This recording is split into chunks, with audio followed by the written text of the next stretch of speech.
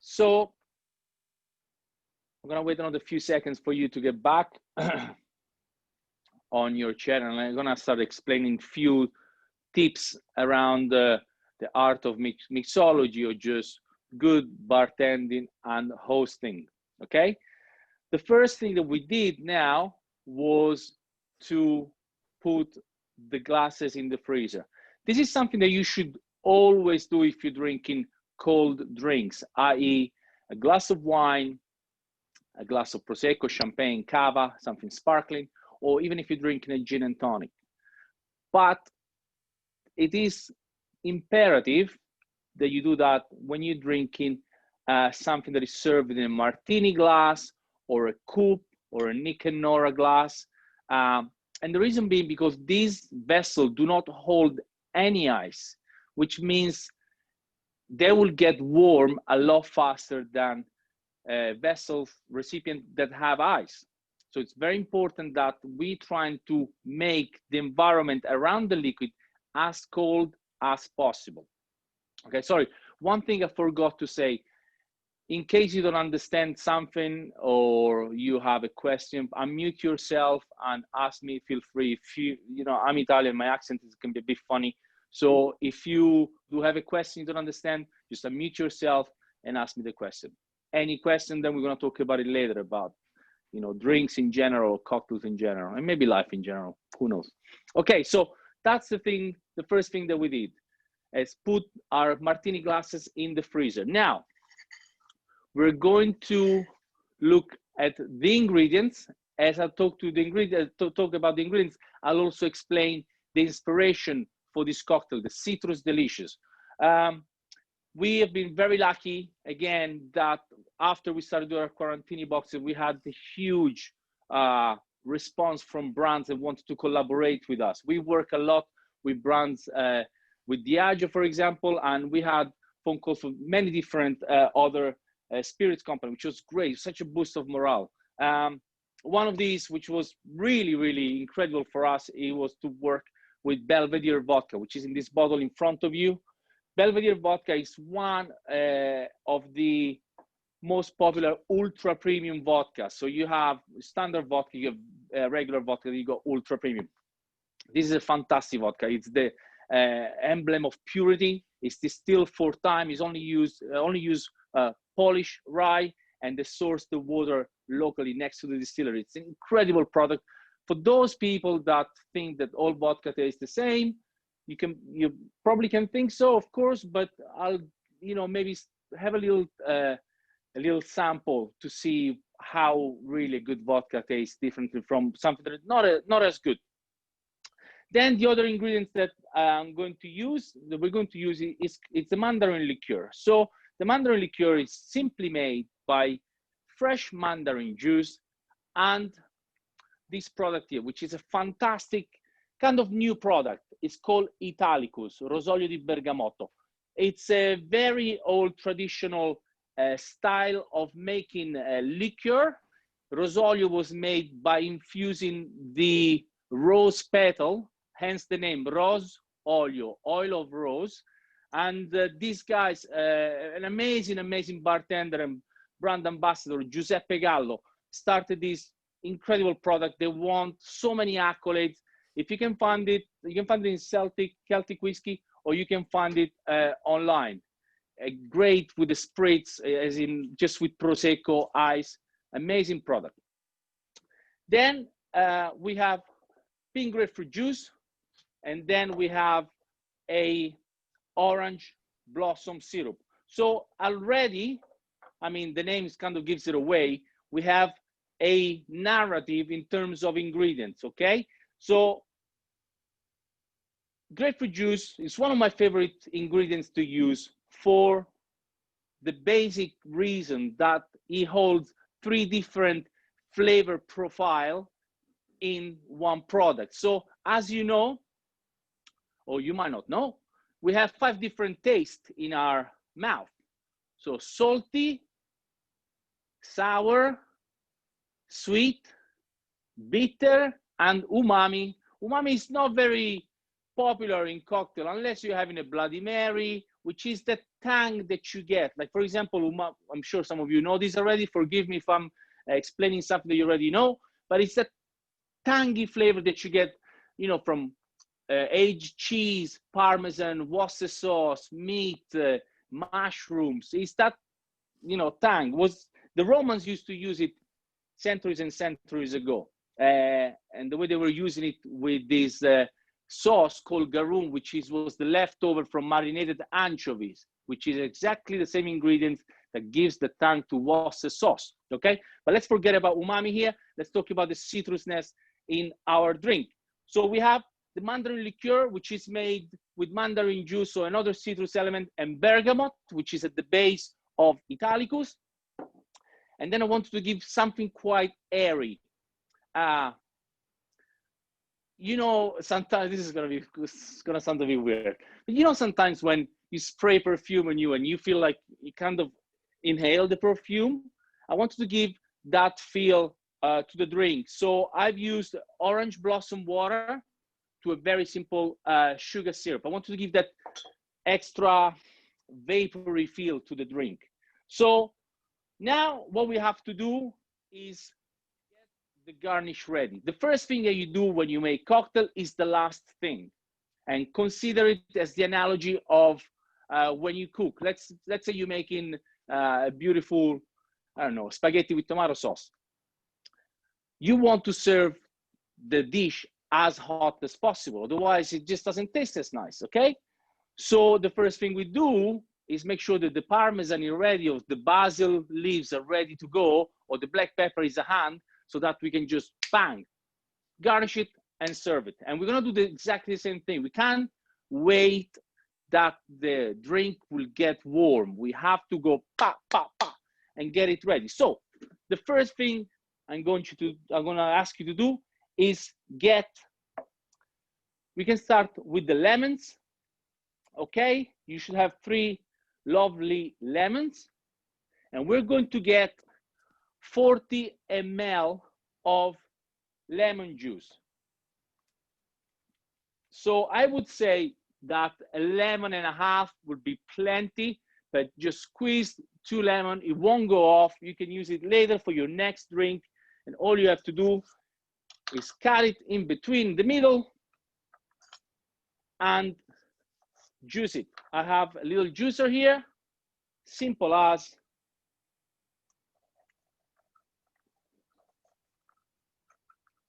Now I want to talk to you about waste and sustainability, which is very important. There has been, obviously, like in all the hospitality industry, there is a big conversation about how much we can save, how much we can be sustainable. So, you know, over the last few years, we had the big, the big advent of kilometer zero, eating local place, that grow local, they use local ingredients and so on. Of course, the lemons don't grow in Ireland, limes don't grow in Ireland. So that's okay, but there are ways that we can be smart about it and use this beautiful fruit that we only use one part of it, which is the juice. If you're a cook or you're eager bartender, or you like to make drinks, or you just like to make, let's say, a lovely lemonade at home, then what I would suggest you, that you get the husks of the lemon, you put them to 2 parts of sugar, white sugar, to 1 part of boiling water, and you just put this 4 lemon shell that we have, the 4 half lemon shell, drop it in, cook it down, make sure that all the sugar is melted, then fine strain everything so you don't get the bits of the orange, and you will get this beautiful perfumed syrup with oil, or with all the bitterness that lives inside the skin of the citrus fruit, and it gets bitter and it's sour and it's sweet and it's delicious, and you didn't waste anything. I mean, this course can be developed. There are bartenders and also me, where we were blending just every single fruit that we had, and then pulverize it and then mix it with coconut flour. So you will do some coasters, drink coasters that were edible. Nothing gets thrown away. There's a great group of Canadian bartenders called Trash Tiki, as in trash as in rubbish. And they do all tiki-inspired cocktails, so very Hawaiian and exotic island-inspired cocktail, just using ingredients that would otherwise go into the bin. Amazing guy, Trash Tiki. Look them up. Okay, so we've got the lemon juice. Okay, now what we want to do is, I was telling you before, the garnish. Now we've got we've got an orange here, and what we want to do, you can either use a potato peeler that I have here, and just minding your fingers, let me come closer to you, just get as much of the skin out. So we've got like a beautiful strip here, okay? Now let's do it twice. You can use a paring knife. You have to be a bit more careful. You don't want to get too much of the white, the pith. You just want the orange rind, sorry. So again, potato peeler, and here we are. Now what I want you to do, we squeeze 1 lemon or 2 lemon. We have the peel of the grapefruit. Just smell your fingers. It's just beautiful. It's a Mother Nature. Unbelievable. That's all we have. Sometimes when I'm working in a bar and I'm doing a martini, I just put this behind my ear because just the scent, it just makes me so happy. Reminds me of Italy. Okay.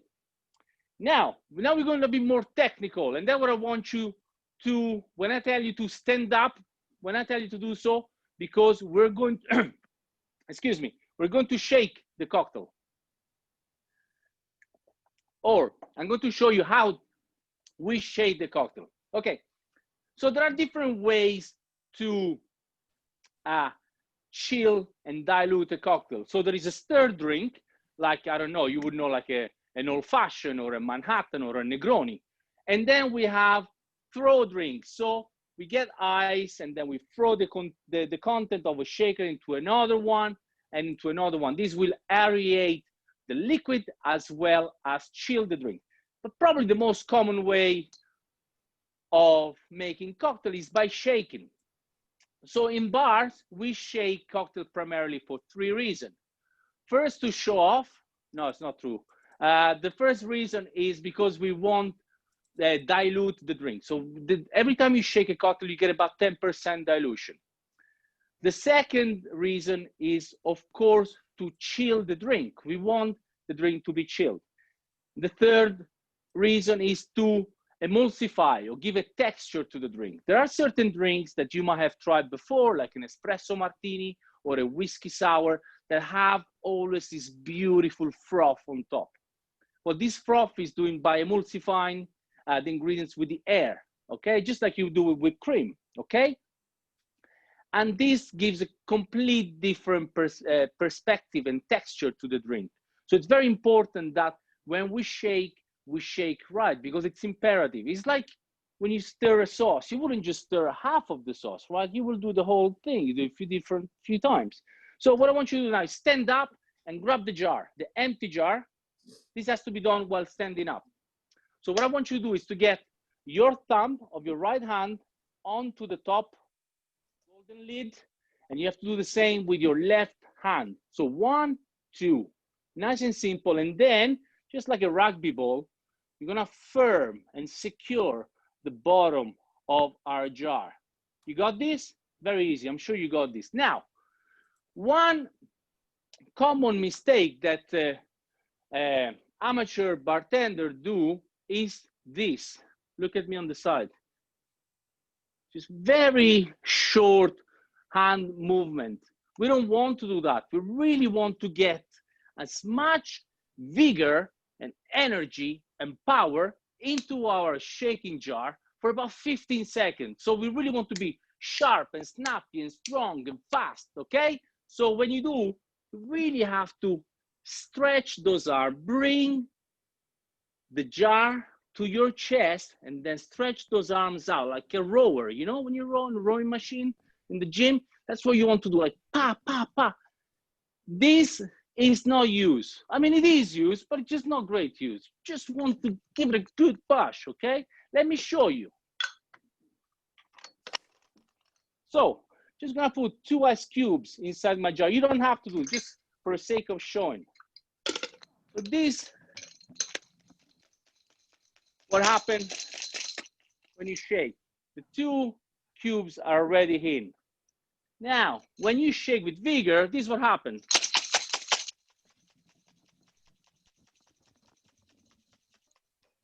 It's all turn crushed ice.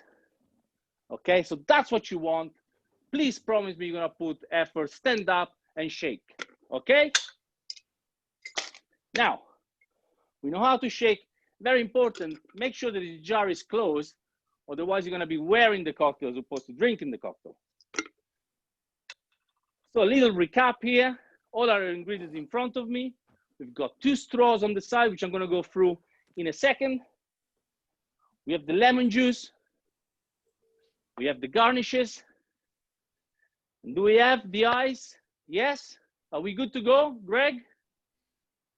Happy days. Okay, so the first thing we're gonna do is to pour the vodka. Now, I want you to pick up the mini jar, the empty one. So up to the brim, it's 42 ml to be precise. Just slightly below, like, I mean, I'm talking about a hair or nothing, it's 40 ml. So the first thing we're gonna do, we're going to put our Belvedere vodka, and we're going to put 80 ml. So 80, this is for 2 drinks, which means you're gonna fill up this jar to the brim, okay?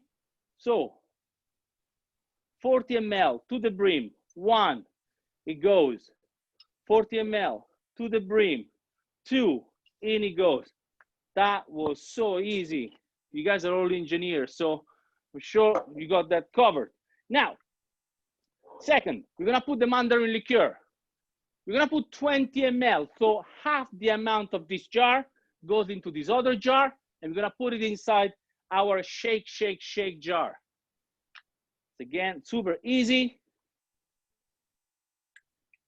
Pretty much same to me. There you go. 1 goes in, and 1 gets left on the side for the drinks afterward for round number 2. Now, grapefruit juice, as I was telling you, sweet, sour, bitter. This gives all the body, excuse me, to the drink. It gives a beautiful bitterness. It gives all the citrusy feel. Lovely. So we're going to put 100 ml. This is for 2 drinks. If you're doing 1 drink, it's 50 ml. But we're going for 100 ml, which means 2.5 times the jar. 40, 40, 20. You all got this. This is easy. That's 40 in. That's 80 in. And that's 20. That makes 100. 40, 40, 20. Now, we're going to put 40 ml of lemon juice. I'm gonna give you like probably a few seconds. So far, recapping again, 80 ml of Belvedere vodka, 20 ml of bergamot and mandarin liqueur, 100 ml of pink grapefruit juice. Now we're going to put the lemon juice, 40 ml. So fill up your little jar again.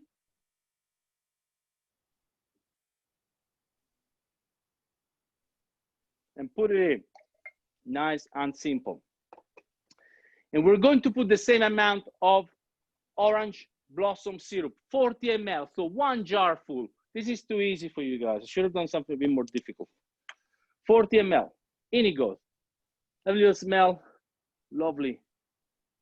Look at that, nice. All right, so all our ingredients are in. Now this is a very, very important part of the job. I'm sure you've gone to cocktail bar and you saw the bartender making the drinks and then get a straw, get a little spoon and try the drink. This is not because the bartender needs to have a drink. It's because he's ensuring that the drink is perfect. You know, sometimes when you free pour and you're making 400 cocktails a night, somebody might call you, someone might get your attention, you might be over pouring with the lemon. We're talking about milliliters here. So this is fraction of seconds. So it has to be precise. So there's only one way to try the drink, to make sure that the drink is perfect, and this is to try. So what I want you to do is get a straw, give it a quick stir to your drink, and then insert the straw right to the bottom, close the top of the straw. Okay, we have to do the tasting now because we need to make sure that the drink tastes perfectly before we shake. After we shake, the dilution process has occurred, which means, as I was telling you earlier, the water of the ice is coming out, has entered our drink. So we don't want to shake over and over again. We don't want to shake for too long, otherwise we're going to spoil the beauty, rich flavor of our drinks. So are you happy with it now? Yes. If it's too sour for you, put some extra orange blossom syrup. If it's too strong for you, add a bit of grape. Never heard that people saying it's too strong so far. And if it's too sweet, add some more lemon juice and just think for later on. We all have between 2,000 and 8,000 different taste buds in our mouth. So it's impossible to satisfy every single one of you, but you can do it by tasting it now. Are you all happy? Greg, I'm using you as reference here. Happy days. Okay, so what we want to do now is we have to be really quick. But let me tell you something about ice first. I'm sure some of you knew, because this is a law of physics.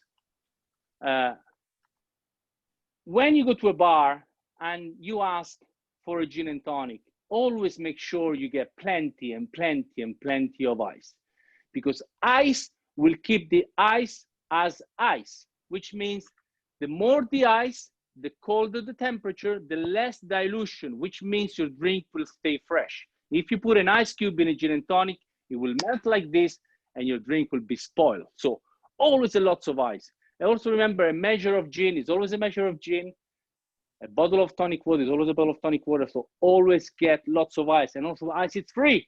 So now what I want you to do is you have to be ready in your steps. So that's why I want you to stand up, because we're going to shake really vigorously for about 15-20 seconds. And as soon as we finish shaking, I want you to run to the kitchen, open the freezer, get the martini glasses, bring them back, and then we're going to pour, garnish, toast, and drink. Can we do this? Of course we can. We're pro, right? Are we putting the ice in before we're shaking it, yeah? Yes, of course. We're gonna put the ice, shake, then we're gonna let the jar rest, run to the kitchen, pick up the freezer, open the freezer, pick up the glasses, bring them back. We're gonna strain the content of our jar into the glass, then garnish, toast, drink it, everybody happy. Got it? Great. So we're gonna fill up the jar with ice.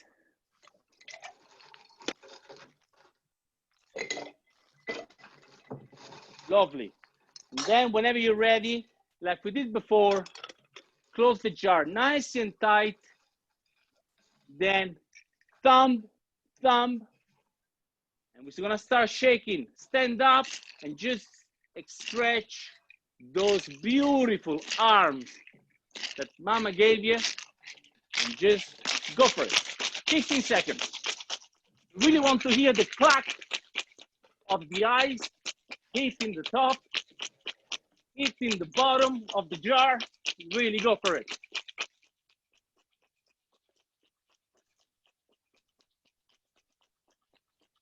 That should be about right. Just stretch those arms. Make sure that you really feel that you're working out. You should be a bit out of breath, like me. Now, very important. Look at this old froth that I managed to get because of my hard shake. The harder the shake, the better the drink. Okay, now run to the kitchen, pick up your martini glasses from the freezer and come back. Quick, quick, quick.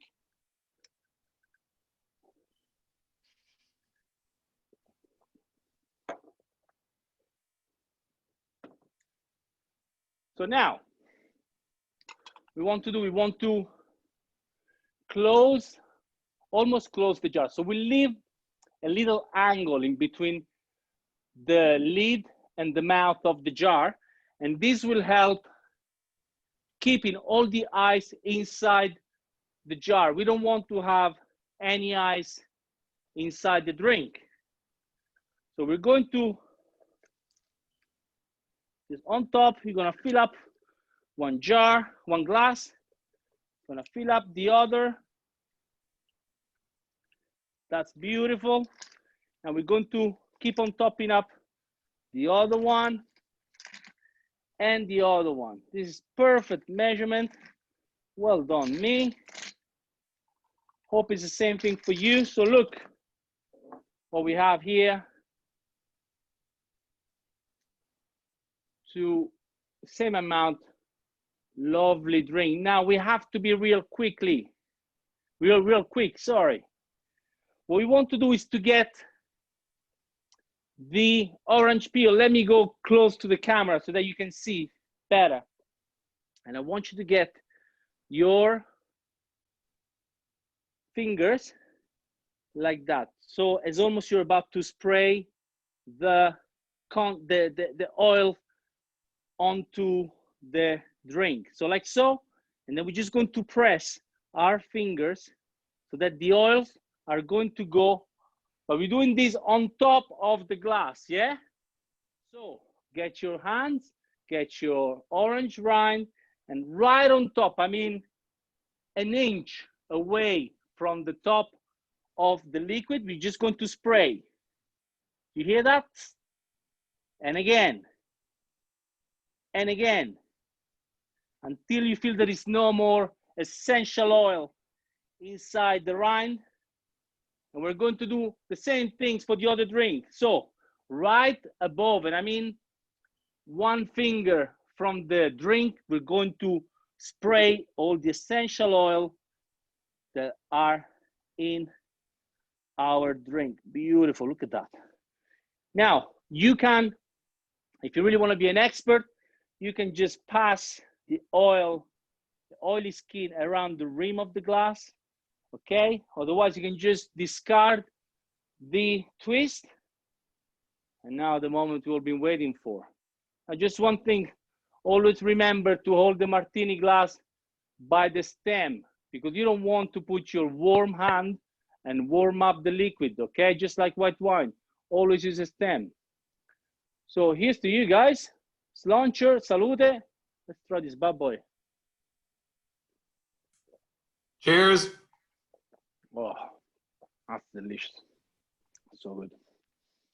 Yum.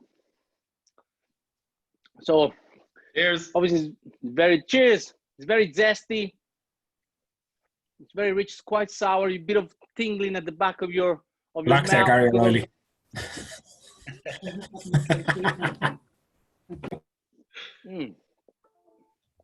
That's really good. Yes, but because it's quite, you know, it's quite sharp and zesty, you get this mouthfeel of the orange blossom, which is not really a flavor. It's more of an aroma, which is fantastic because it doesn't really interfere with the overall drink. It just gives the sense of, you know, perfumey, airy, vapory zest. What do you think, guys? You love it? Yeah, yeah, it's really good. Happy day. Excellent. Fantastic. Yeah, brilliant. Yeah, it's good. Yeah, that's gorgeous. Really good, yeah. Perfect. We've got another Be 3 gone to very go. quick. Yeah, I know. Very easy to drink. And you're not glass right. Needs to be done every day. I agree. I agree. Definitely. Same time every day. What's any time? Ian, please cover- Federico, Guys, my daughter says Yes. hello to you. Nirina, she knows you. what's her name? Nirina Nirina. Plunkett. I can't remember on top of my head. Sorry, but say hello to her. Where is she? I'll be honest with you. I'm not getting. Here she is. Come on, Irina. There she is. Oh yes, how you love? Good to see. I definitely know her. Yes, she's lovely. Lovely girl. Owen's That's really lovely nice. too. Lovely. And she tried some of our drinks as well, didn't you? Yeah, she has what I made too, yeah. It's really Oh, good. a previous event as well. Lovely. Many events. Many events. Do you guys have any questions as well? Like if you feel Cheers. like, oh, cheers, guys. Cheers, everyone. Really good. Woo! Cheers, Tracy. Cheers, Paul. Cheers, everyone. Cheers, everyone. Yes. Cheers. Yes, that's me. Jessica.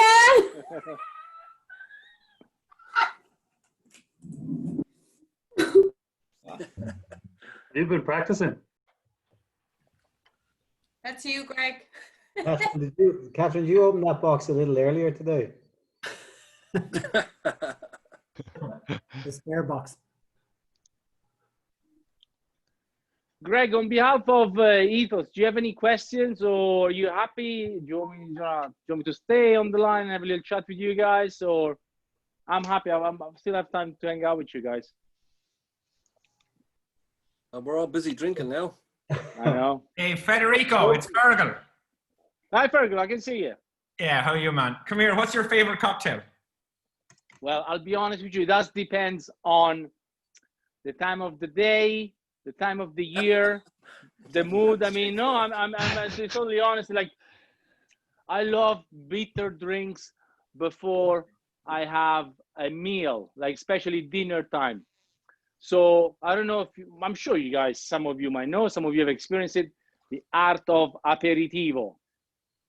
In Italy, in Spain, in France, we have these things that after work, just like in Ireland, we go for a little drink, but usually the drinks are lower in alcohol, but the characteristics of these drinks is that are kind of bitters in flavor.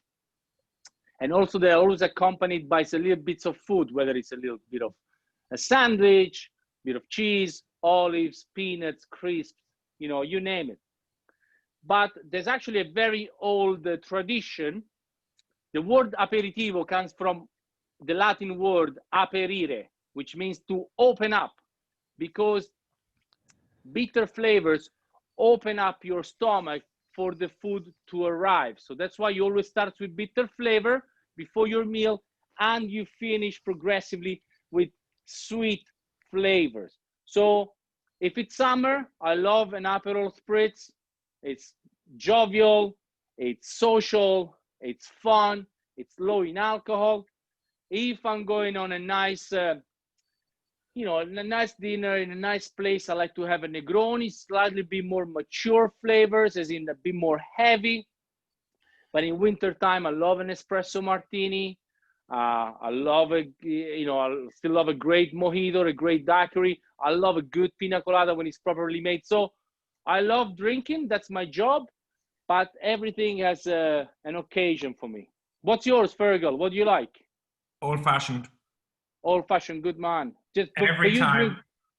you would drink it before you go for a meal or even after? Because old-fashioned is quite ambivalent. You can have it before and after. Yeah, no, I would. I'd mainly have it after. Okay. But I absolutely love it. And I love trying it out with the different types of whiskey. Oh, it's beautiful. It's beautiful. Try different types of bitters as well. We've got a few here. There's an sugar. There's an Irish guy, Jared Cuff, and he makes this in just behind Purnell Street. And the bitters are called Off the Cuff. Brilliant work.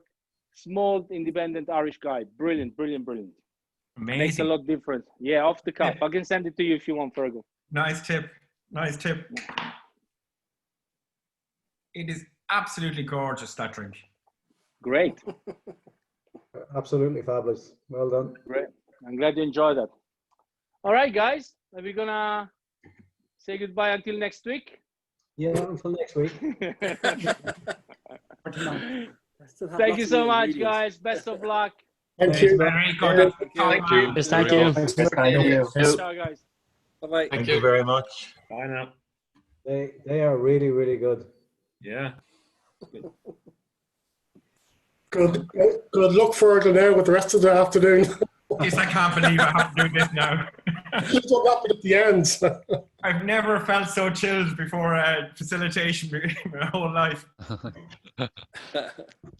I'd say if you gave another 20 minutes, you'll get much more participation. I'm already on my second one, just starting it. They're so nice.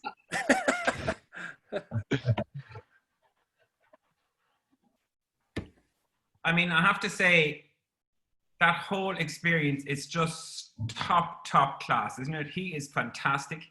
The box, I thought, was amazing when it came in the door. It's really professional. He is the perfect mixologist. I mean, the Italian accent, the passion for food, the passion for the tastes, just the whole thing conjures. It's 10 out of 10, isn't it? It's brilliant. Absolutely brilliant. Yeah, I think in fairness, he put it across a lot better. The last time, I think I mentioned Fergal, the guy was very functional. We had our cocktails made in about 10 minutes, and it was nearly too fast. He took his time and, you know, a little bit of story behind it. So I think he's done a great job. Yeah.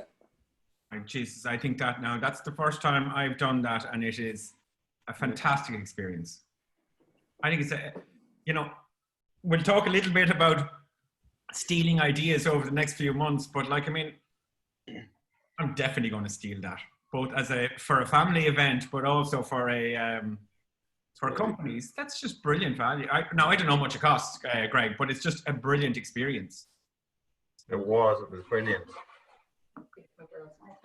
We're doing it every Friday now, 3:30 every Friday. KPPM are paying for it. Louise said she's having a girls' night now the next week or so, and she's going to steal that idea. She's have to be in the background there for someone hanging out. Hope you're giving her some time. No, she's not allowed. We'll be at the door like druggies going, "Where's me box?" Hilarious. Oh, it was brilliant. I think it was all the fresh lemon and the orange, and all it's quality ingredients, the quality vodka. You go into a bar and you get cheap cocktails. It's not the same. That's really nice. Quality. Yeah. I was wondering, I actually assumed this guy here that I'm holding up, right? I just assumed that was a mistake. I just hadn't. Yeah. It just hadn't twigged that it was for measuring, but that's the pièce de résistance, because you need measuring. I thought it was one of your props, Fergal. Actually, I tell you, fantastic. Yeah, it was fantastic. Thanks, Greg. That was brilliant. Greg, that is amazing, guys. Really good. If there is no Christmas party, if the Christmas party doesn't happen, we should do something like this. I think, it'd be fabulous. Well, we'll definitely do something, Tom. But I think it's an idea that again myself and Jess stole from somewhere else, and we think it's a great idea to take the family to a picture. We picked that picture ourselves, but we can always change the picture. But I think it's one for kids and adults. So I think we can have a little bit of fun there all together. We've the whole place booked out, so we've a booked out for 100+ cars. So it'll be a little bit of fun. And then if restrictions are lifted, we'll still have our party. If they're not, we'll do something like this. Cool. Make 10 of them. I'm not telling my family. I'm just going on my own in the car. You big enough car now with all that family? Big bag of cans. You're drinking in the car now, you have to bring a driver. Yeah. Well, Greg, I think you missed an opportunity. You should have done the Great Places to Work survey now. Will we allowed rent? Could we rent a limo? And just, Gaggy was going a limo. that defeats social Party justice, bus. John. Oh, bus. Party bus. Party bus, yeah. So good. Greg, will we just chill out for a minute or would we start? It's up to I'll you. probably tell you a few things, Fergal. What we've done in the past at Christmas time, we've taken everyone away. We've probably done that for about 4 or 5 years in a row. So Yeah. we've been to Barcelona. We probably our favorite place is Portugal, Vilamora, because it's quite small. We sort of take over the place, so it's easier to watch over everyone. I have to say that with this bunch of people, there's no better people to be away with. They look after themselves. But I suppose if Colin Devon, John Carner, and Greg Hayden is your mammy, you have to look after yourself. Yeah, so last year we decided that we'd done a bit of a survey and maybe we were doing the trip abroad too often. And the feedback was that maybe you could try something at home. Bye. We tried it at home last year, which was great crack, but I think had we known COVID was going to kick in, we definitely would have went away again last year. Without a doubt. No, it's amazing. I mean, I had my own business. It was called Open Financial Services. It was kind of like a fintech company. And now we only had 25 staff at its peak, but we went, one year we went to Barcelona, another year we went to Berlin. And I mean, the bonding, the crack, the memories, I mean, it's just all in. There's nothing better than to go away for a few days like that. Definitely works well. Although I think we felt we got away with it a couple of years. We're always worried that we wouldn't take someone home, especially when we went to Barcelona. I think it was such a big city. We were afraid we'd lose some people. I know. There is that fear because you do have the responsibility. At the end of the day, the buck does stop with the boss, you know. So no. They all signed waivers.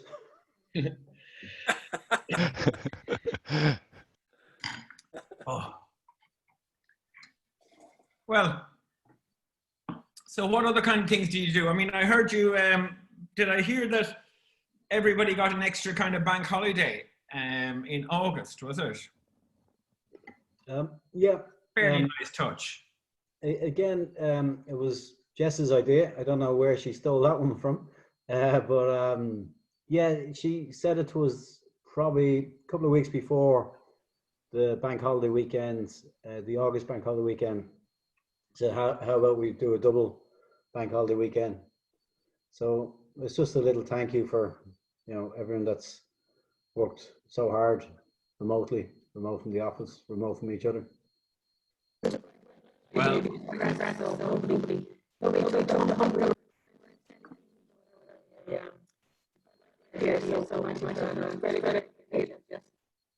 Susan, your sound is pretty poor. Got a mic? Your mic is broken, or? But the extra day is an interesting one. So PwC ran an incubator, and we were involved in it. And it essentially, ultimately, it ended up in a competition after many months. And so they shortlisted it to 10 ideas, and they wanted all staff. So I think it's what, 2,500 people. They wanted all staff to vote. So you had to look at these 30-second videos on each of them. And then you had to decide who you thought won it and who's second and who was third. But in order to incentivize all staff to take out the time to vote, they said that if they got 80% of staff voting, they would give everybody the day off on the 23rd of December, which is traditionally a very low productivity day. It's just a day that everybody turns in. And they got 95% of people voting on the competition, huge levels of interest, 95% of people voting, and everybody got the 23rd of December off. So that's a nice idea because it doesn't hugely cost the employer because most people are more or less down on the 23rd. Oh, if we suggested that, we'd probably get a little bit of kickback because I don't think we've ever worked on the 23rd. Or the 22nd. Yeah, yeah. Well, look, I think I'll start, will I? Yeah, I think so, yeah. First of all, everybody, I'm absolutely delighted to be here. It's such a great introduction to the company. I have met Greg and Colm and John and, of course, Jess already, and really, really like the vibe, I have to say, at Ethos. I love the way these guys carry themselves. And, you know, Craig and Colm contacted me initially and said, look, we want to do something in relation to innovation. And so we toed and froed a little bit, but ultimately we ended up with a broad program of innovation activities over the next 6 months. I might just share some of them with you. So we're going to have, I'm going to do a session now on, it's actually called Combinations, deliberately to dovetail with the mixologist. So it's called Mixing and Matching of Ideas. But we have another one at the next town hall and another one at the next one after that. Very much innovation in the COVID era themes. Very focused on real life innovation and how it really works.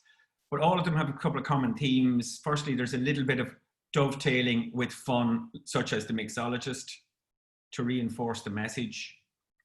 Secondly, there is opportunities for you guys to kind of learn a little bit about virtual collaboration, because collaboration and innovation are obviously bedfellows. You can't innovate without collaboration. It just doesn't happen. The idea of some lonely person down in a shed inventing things, that's from the last century. That doesn't happen anymore. Now innovations incorporate many, many people, ideally diverse groups of diverse individuals coming together to work on a problem or an opportunity.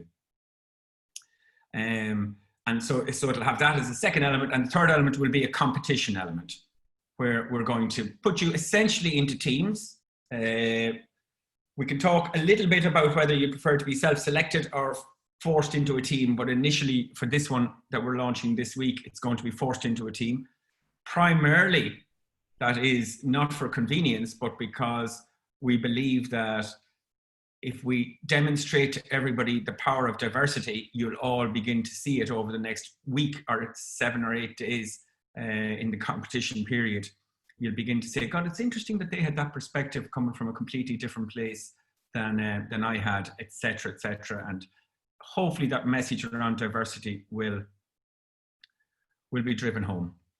So we're going to have 3 of those at the next 3 virtual town hall meetings, or what probably will be virtual town hall meetings. We're going to also have an invitation to everybody in the company to learn how to innovate using what we call the design thinking process. Many of you engineers know about this, particularly grads, because you would have been practicing it in engineering school.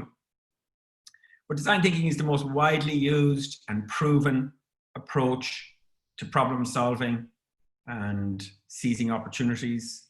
It's so straightforward. It's so intuitive. It's nearly painful to describe it to people sometimes. It begins with empathy, getting out and gathering insights from your users. Those insights are primarily around how do you currently solve the problem? What are the pains and what are the gains? That's the real cheat in terms of gathering insights. How do you currently solve the problem? What are the pains and what are the gains? So when you do this empathy and gather these insights, the second stage is to define the problem. So often we try and solve problems without properly defining them. In fact, it's the #1 reason why innovations fail, is because they're solving the wrong problem. So we use a template. It's essentially who needs a way to do what and why. Very, very straightforward. Who needs a way to do what and why? And what it does is it forces you into aligning the team around a particular problem. And when you have that template completed, who needs a way to do what, it's useful then to talk to other people outside of your immediate team that's solving the problem to get a sense check really of whether or not it's a good idea. So typically going to the likes of Colin and John and Greg and saying, here's a problem, here's the broad area we're working on, here's what we think now is the problem statement, what do you think? I think that's really good practice to listen to that.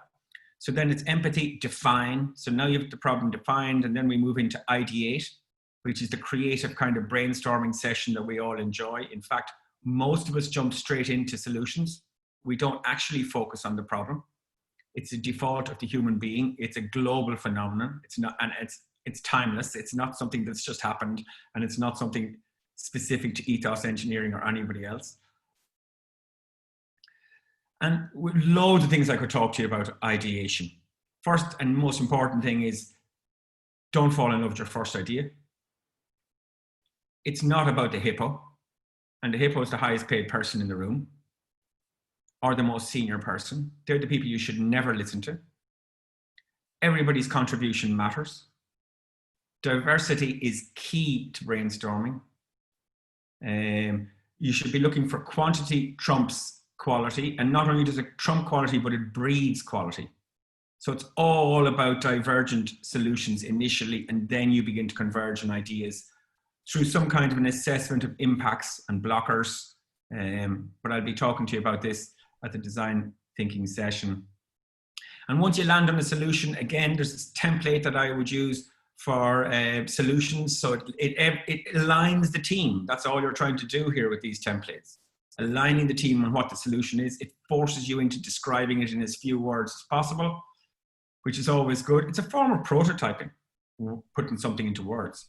But then we move into actually prototyping, which is maybe sketching, maybe using some really cheap and cheerful digital tools like canva.com to create a flyer or a poster or something like that.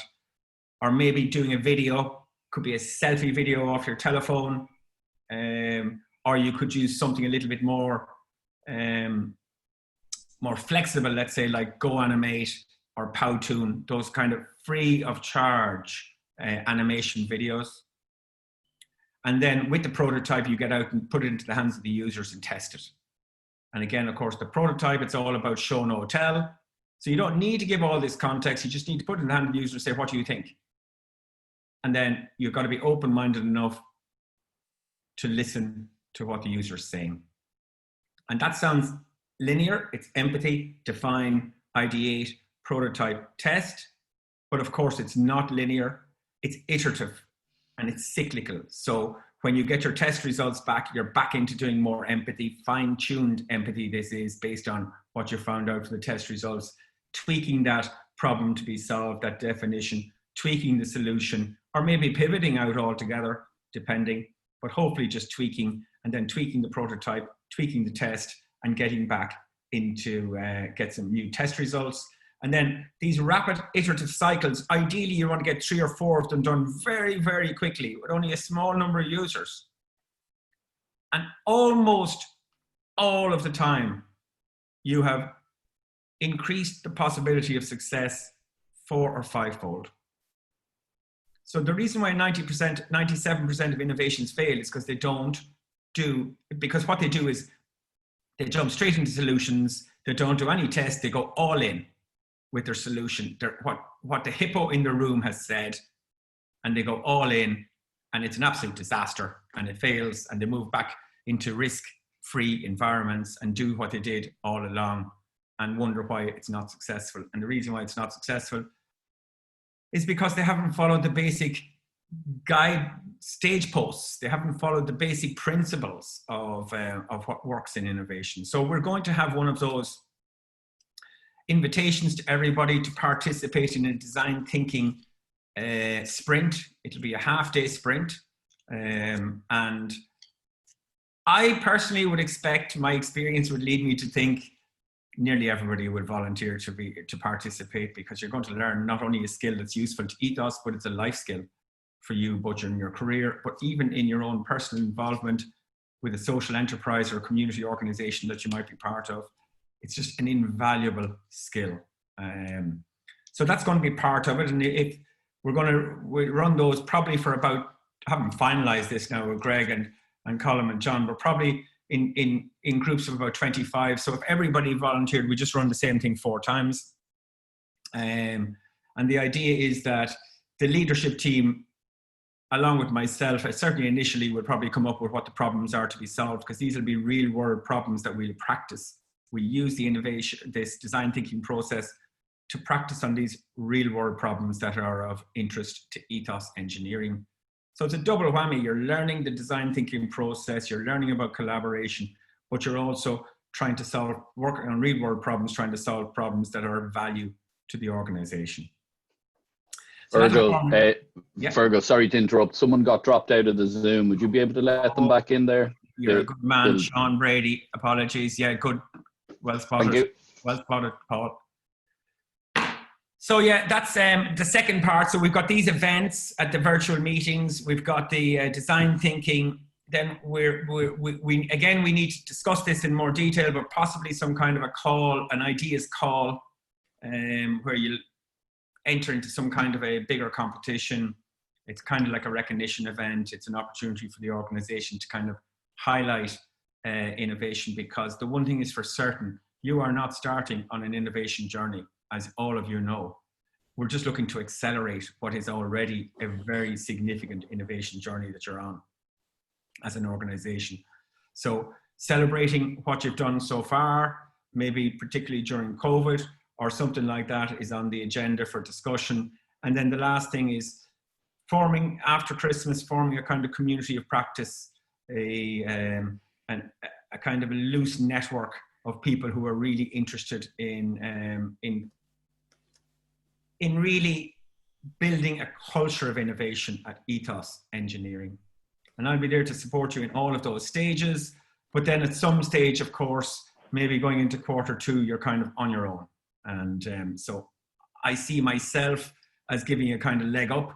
And then the whole idea is I want to be redundant as quickly as possible, essentially, because that's what I think is the most successful thing for Ethos, is that you're doing everything yourself as quickly as possible.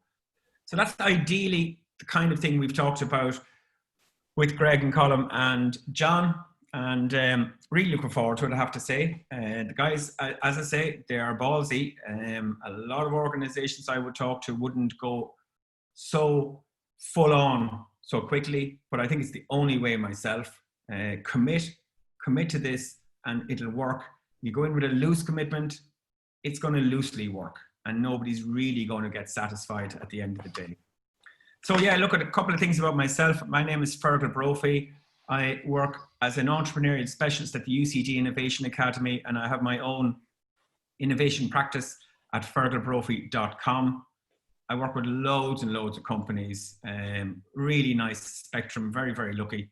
SMEs for sure, lots and lots of corporates, public sector, particularly deeper in the Department of Public Expenditure and Reform. And then, of course, I also work with social enterprises and those types of organizations.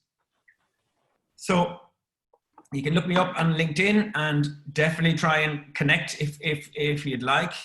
All I do is I post up about every week or every 10 days about stuff I'm doing. To be honest with you, I'll probably, with Greg's permission later, probably put up a post in the next week or so with a photograph of all my mess in terms of making cocktails, along with the screenshot. You won't be able to make out anybody's faces, but you just get to see the setup, if you like.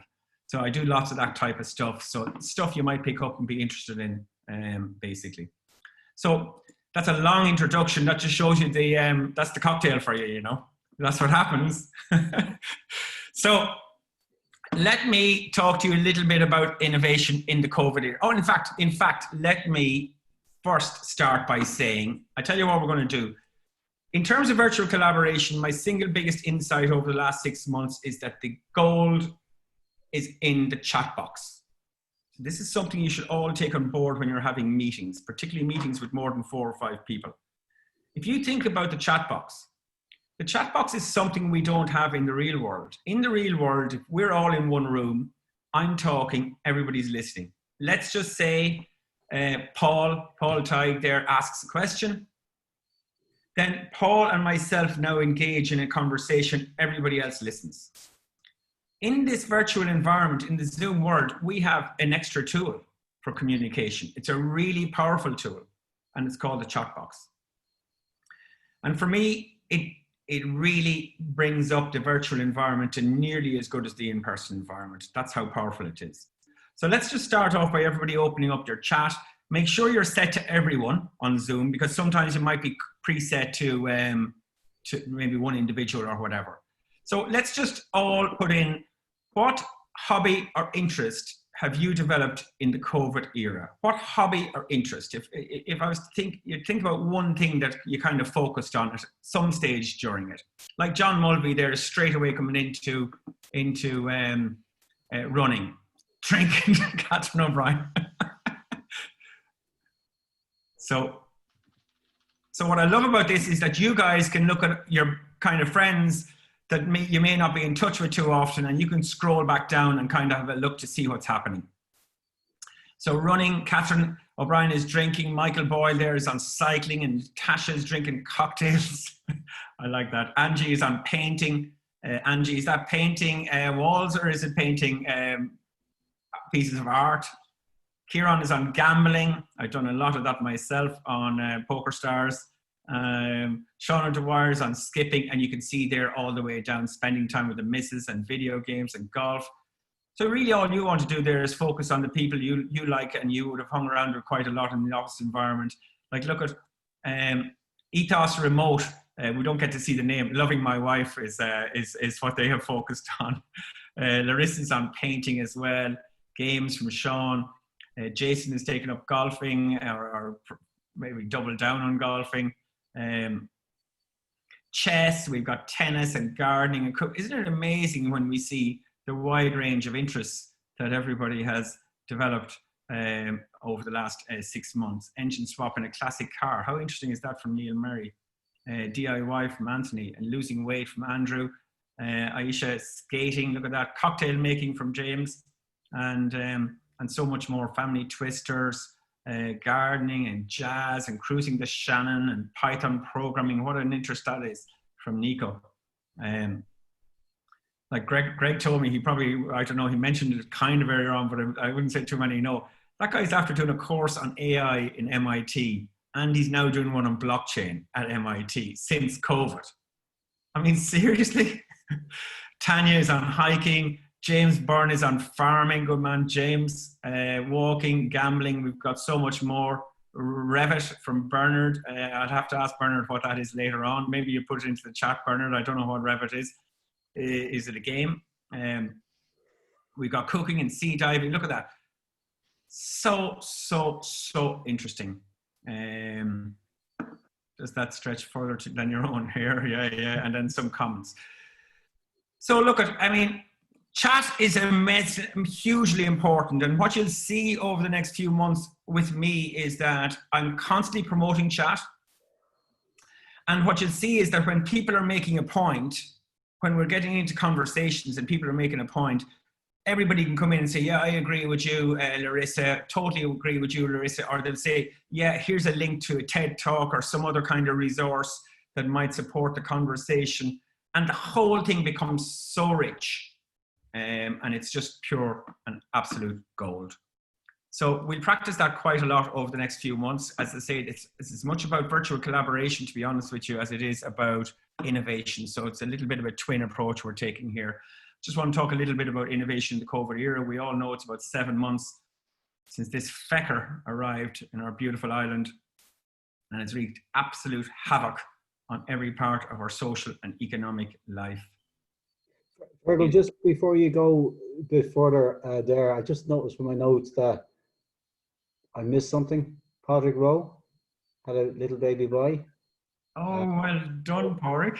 I just didn't want him to feel I hadn't. Fair dues to you. I love it. The human touch. Thanks very much, Greg. Thank you. Good on you. And if I missed anyone else, apologies. Well done, Porrick. Get the text to Greg if there's any other messages that you want to communicate, guys. And so yeah, this fecker has wreaked havoc on our everyday life. And during this lockdown, I read a very interesting book by Max McKeown on innovation. And he said something in the book that I had to take a double take. It was so obvious, and yet it was so startling for me when he said that our human history is the history of ideas. I mean, it's worth a second take. Our human history is the history of ideas. And if we believe that, which I think everybody does, it's obvious then that our human future is the future of ideas. And to me, what's really key here is that we can also say that the history of ethos engineering is the history of its ideas. And the future of ethos engineering is the future of its ideas. And I say that squarely to lay, for me, the challenge down to everybody in the organization around innovation. It's the future. It's the future of ethos engineering is innovation. And it's a survival skill. And I mean, I was in a class one time and Greg was in the class and I said, innovate or die. And when we talked a few weeks ago, he said, oh, Jesus, I've started to steal that one from you. He says, I've started to use that. And I love people who take that squarely on the shoulders, because it is, to me, the truth. And particularly in these really, really fast changing, unpredictable, complex, ambiguous times that we live in. So for me, this idea of the future of ideas, what do you think? What is the difference between innovation and ideas? For me, innovation is all about ideas, and innovation is a new or different way of doing things that creates value. That's what we're going to focus on, guys. A new or different way. We're not going to make too many breakthrough ideas that nobody else in the world has ever done. 100 people. The organization is too skinny on resources to do that. Now, maybe it will happen and we'll celebrate it if it does. But more likely, we're going to beg, borrow, and steal and morph ideas and adapt them and change them and transform them into your context for your organization, for ethos. So it's new or different, and it's a way of doing things. What do we mean by things? To me, things are 4 things. First is new products. Second is new services. The third is new ways of working. And the fourth is new business models. Think about it. New products, new services, new ways of working, and new business models. That's what innovation is all about. But only if it creates value. And value is not necessarily in the bottom line. It's more, for me, about helping people make progress in their lives, whether that's your customers, whether it's the employees, whether it's other stakeholders. The role of innovation is to help people to make progress in their lives, to have better lives. So for example, if you're in an area that is very transactional and you're processing very routine work, processing paperwork all the time, we automate that. For me, the value is not what costs you took out of it. It's the fact that you freed that person up to do something more valuable with their time, to have a bigger impact on the organization. So with that in mind, we're going to launch our very first poll. So Zoom has a fantastic poll facility. So I'm going to stop sharing. I'm going to launch the poll. You guys all have to get onto this. So have a look. Everybody gets 1 vote each. I want everybody in the room to vote, even just to participate, to see how it works. Over the next 18 months, Ethos Engineering should focus in its innovation efforts on developing. Do you think, obviously it's all of them, but which would you put most effort into? New products, new services, new ways of working, or new business models? New products, new services, new ways of working, or new business models. So it's interesting, I can see here now we've got 70 people have voted, so keep voting, guys, keep voting. I just want everybody to feel what it's like before we end the poll, and keep going. I'm only going to go 1 or 2 more seconds, because some people just maybe in an environment where you can't actually vote there. So I'm going to end the poll, and unsurprisingly, ways of working dominate where you feel the innovation effort should go in. over the next 18 months. And I say unsurprisingly because, of course, that's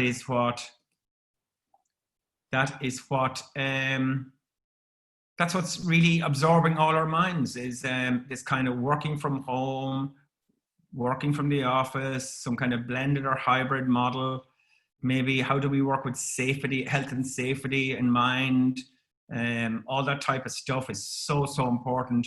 And particularly with your type of work, which for many of you involves getting out on site and engaging with other people and stuff like that. But 75% of you feel that the innovation effort should be on new ways of working, but a whopping 20% on new services. Not surprisingly, because as a kind of a consultancy company, essentially you do offer services as opposed to products. I'm a little bit surprised that nobody has looked at products, because I think personally there's a massive opportunity for engineering companies to productize, or not only engineering, but engineering consultancy companies to productize.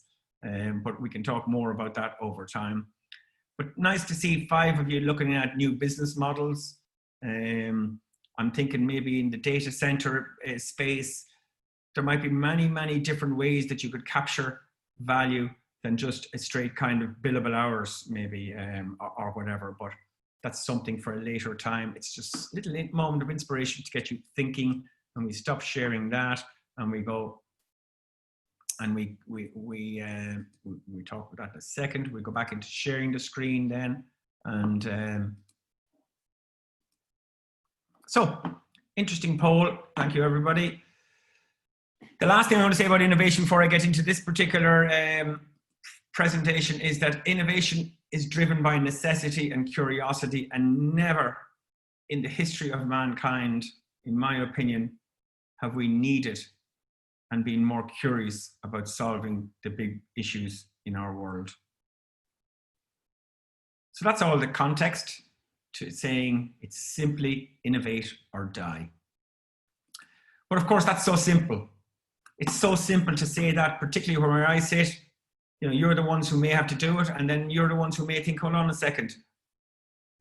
All we need to do is deliver what we do constantly. So I'm going to go back into our second poll, and our second poll is going to come here. I'm going to launch the poll. So now be completely honest, because I'd love to get a feel from the whole organization. The world is changing very fast. For Ethos Engineering, like everyone else, it's innovate or die. Do you agree with that statement? Do you strongly agree? Do you agree? Do you neither disagree or agree? Do you disagree, or do you strongly disagree? And there's no sharing of data here, guys, so you need not worry in the least. This is totally just to get a feel from the community. So we've got 60 people have voted now, so keep going as quickly as you can. Vote, vote, vote. And we're going to end the vote in a couple of seconds. We're up to 85 people now have voted. Keep going, 1 or 2 more votes there, guys. Well worthwhile. And we're going to share the results. This is from 84 people. 84 people strongly agree. 1/3 of you strongly agree that it's innovate or die. And 55% of you agree. So a whopping 88%. Hopefully that's all from the heart and not just feeling what you like the managers might want to see you saying or anything like that. Hopefully it's from the heart. With a further 7% on neither disagree or agree. 3 people disagreeing and 1 person strongly disagreeing, which is absolutely fine. So that's a good starting point, I think, to get a perspective on what everybody in the organization thinks around this kind of theme of innovate or die. And maybe we might even do that again the next time, a month in, to see how people, again, it might be a temperature check type of question that might be useful. So, so interesting. 88%. Okay, let's move back. That's the last poll you'd be all happy to hear. For those of you who just finished your second cocktail, although it is going to remain very pacey, I have to say, yeah. That's just the nature of the beast. Today's focus is going to be on combinations, and combinations, it's combinational thinking. It is by far and away the most dominant way we solve problems is combinations. So I'm going to give you a little quote by Mark Twain here for you to think about. There's no such thing as a new idea. It is impossible. We simply take a lot of old ideas and put them in a sort of mental kaleidoscope. We give them a turn and they make new and curious combinations. We keep on turning and making new combinations indefinitely. But they are the same old pieces of colored glass that have been used throughout the ages. And again, I like it because first of all, it's Mark Twain, so it's a very old quote. And of course, we can all see so much truth in it. And that is the essence of combinational thinking. So what we know is that creativity is sparked when we take an idea from one place and apply it in another, often very different context.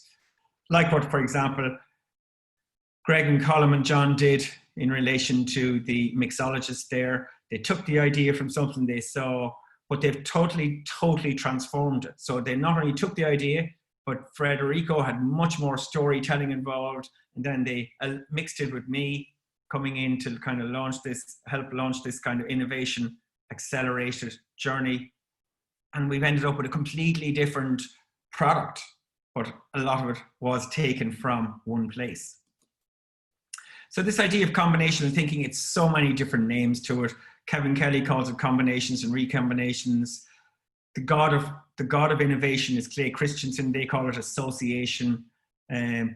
Steve Jobs, many of you probably know, in his commencement speech at Stanford, called it connecting the dots. Gary Pisano, the new god of innovation, if you like, from Harvard, calls it synthesis. And my favorite person in the innovation world, Franz Johansson, calls it the Medici effect. The Medici effect. But whatever you call it, I call it mixing and matching.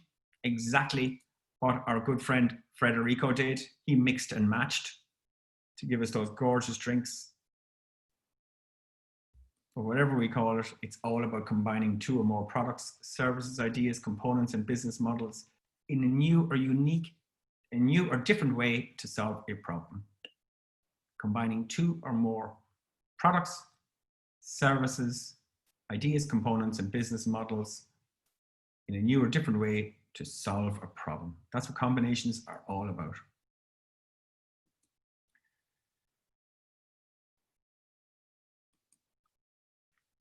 And of course, it's not new.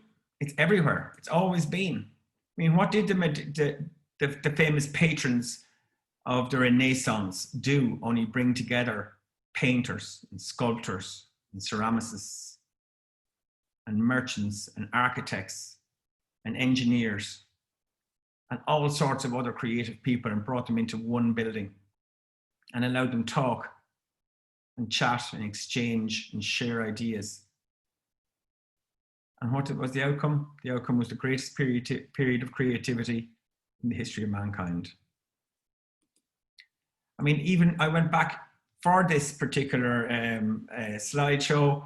I actually went back to look at when was the first book written about combinational thinking, and it was in 1964. This guy Arthur Kessler wrote The Act of Creation, entirely devoted to combinational or associational thinking, entirely devoted to synthesis or mixing and matching of ideas. And of course, we see it all the time. The mobile phone it must be the greatest mix and match product of all time.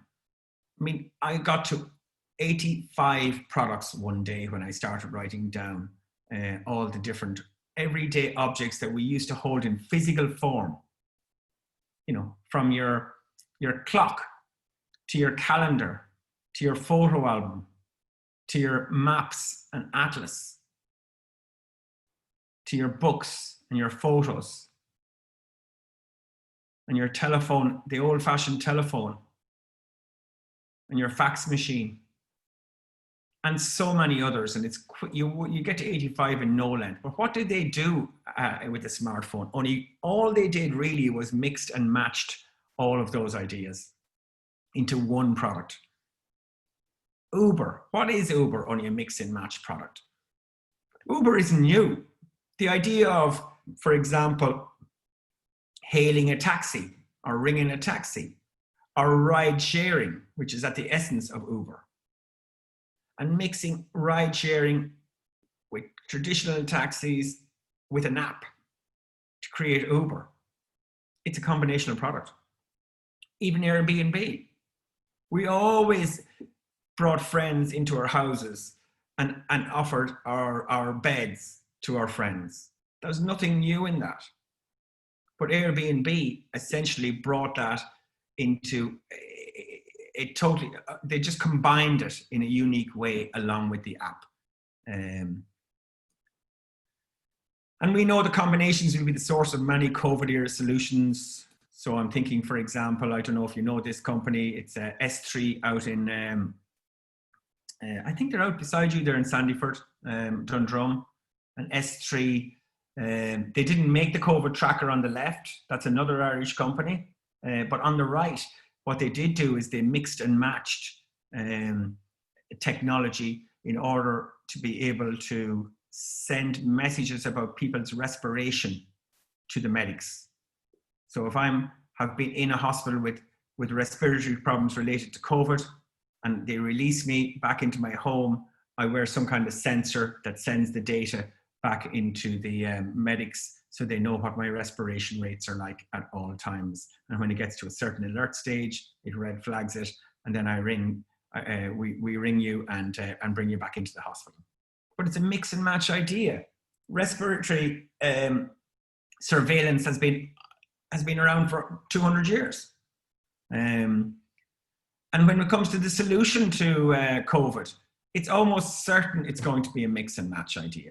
So many of you probably are reading about this at the moment, but like it looks like antibody cocktails are going to be where the solution is certainly going to lie in the first iteration of vaccines, antibody cocktails.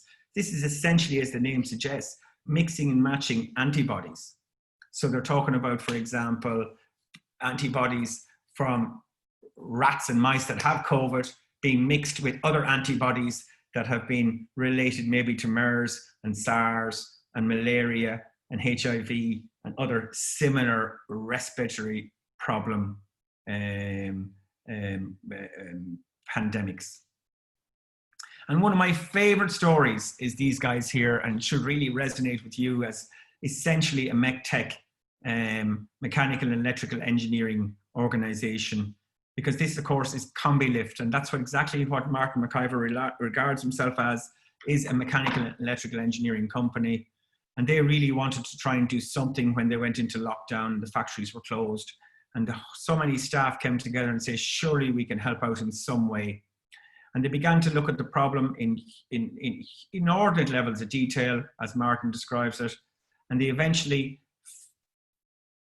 fell on the problem around ventilators.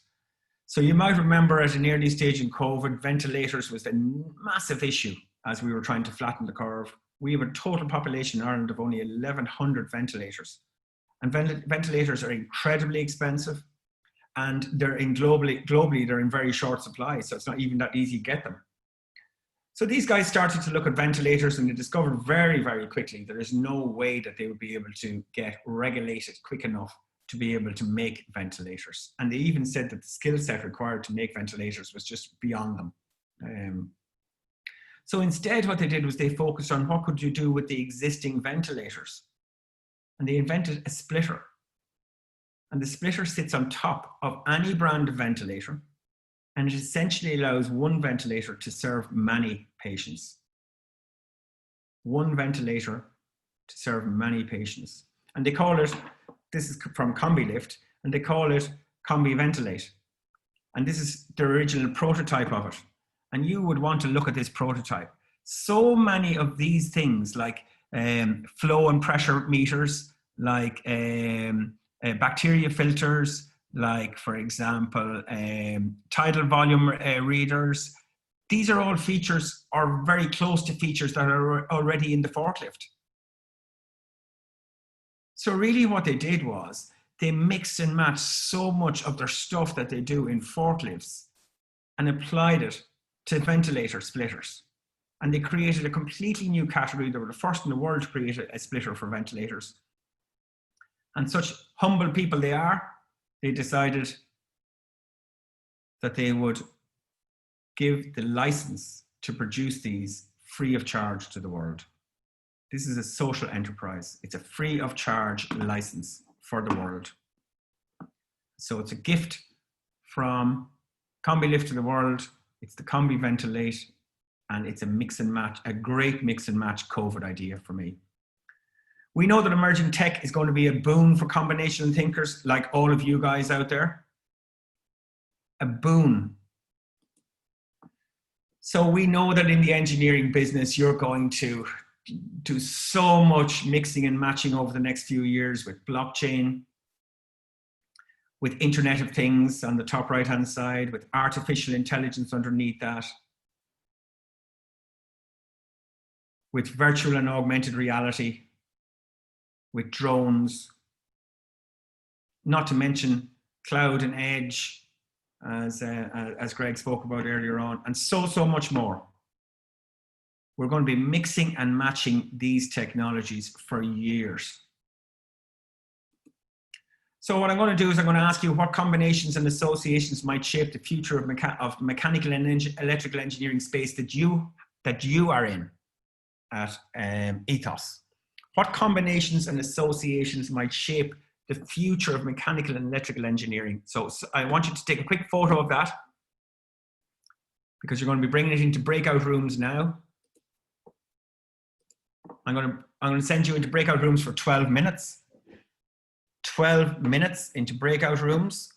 So I'm going to stop sharing. I hope you've taken a photo of that so you know what you're going to be doing in there when you get in there. Fergal, can you let one of the guys in, Jer? He's just in the waiting room. Yeah. Yeah, he's just caught in something else. I just don't see him there. Okay. But I'll see him when he come back and when we go into the breakout rooms, because I'm now back on the screen. I'm away from the share screen. So I'll bring him in. If you're texting him there, just tell him, or if anybody has his number, just text him and ask him to come back into the waiting room and I'll let him in. Yeah, will do. Great stuff. Okay, so we're going to go into breakout rooms. So I don't know if any of you have done this. I'm deliberately doing this to give you an experience of what it's like to go into breakout rooms, to see what happens when you go into these breakout rooms, and maybe to see if this is something that might interest you guys in terms of virtual collaboration going forward. So this is so simple for me. So I'm going to send you in, then I'm going to wait 12 minutes, and then I'm going to pull you back out. You'll see a notification coming up with, I think, 90 seconds to go. Yeah. And all I want you to discuss is that simple question. What kind of combinational ideas do you think are going to become important in the domain that Ethos Engineering inhabit? So it's really just to have a chat, get used to the breakout rooms, and then to have a little conversation around it. So 12 minutes is going to start now. I'm going to send you into breakout rooms completely randomly. So I'm seeing 90, I'm saying this out to you so you know how it works. So I'm seeing, it says 91 participants. How many rooms will we break them into? I'm saying 13 rooms, so there's 7 or 8 participants per room. And now I'm just going to click on create breakout rooms. It's so simple when you do it randomly. A little bit more challenging when I want exact people to go into exact rooms, but not too, it's certainly not, it's not difficult. It's like WhatsApp. So now I'm going to click on create breakout rooms, and then you're all going to go into those breakout rooms, and there's about 7 of you in the room. And remember, your conversation is going to be about what combinations and associations might shape the future of mechanical and electrical engineering in the space that Ethos operate. Best of luck, everybody. See you back here in 12 minutes.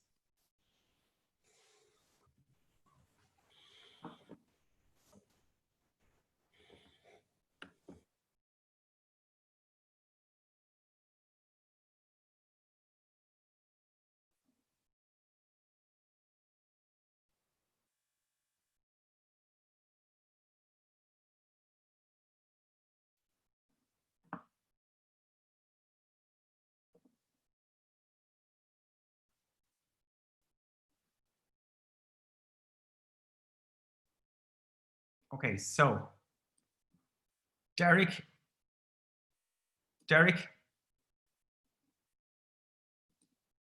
I'm going to move Derek into room 2.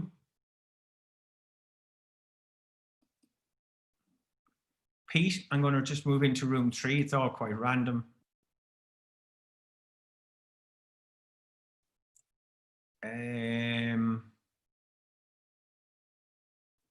So I've got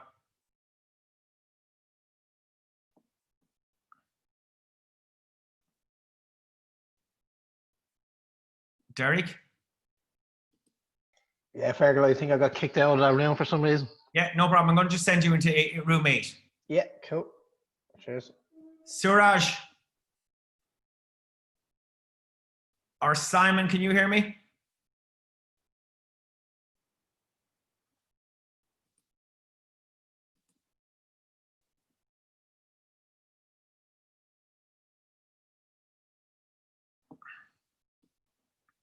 Derek? Yep. You didn't get in, no? No. So let me just say to you that there should be a message. Are you on a phone maybe? No, on laptop. Okay, so just bear with me for a second. No worries, sir. Derek, I'm going to send you in, right, into, let's just say room 9, right? It makes no difference. Yeah. But it should come up with a prompt for you saying accept. Yeah, I did get that initially, but when I accepted it, it let me in, and then it just kind of kicked me back out. Okay, I'll try again. Are you ready? Yeah.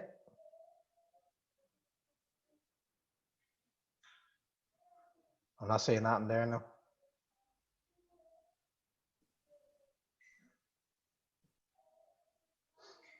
Just bear with it. Suraj.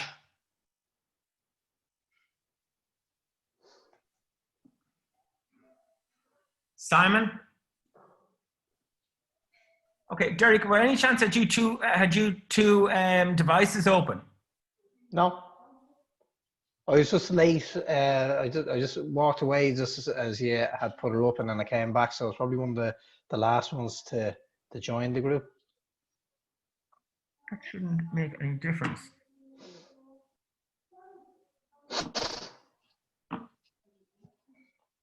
It's now showing me that you have joined a room. Yeah, initially let me in, and then it kind of threw me back out. Now do you see anything coming up? No.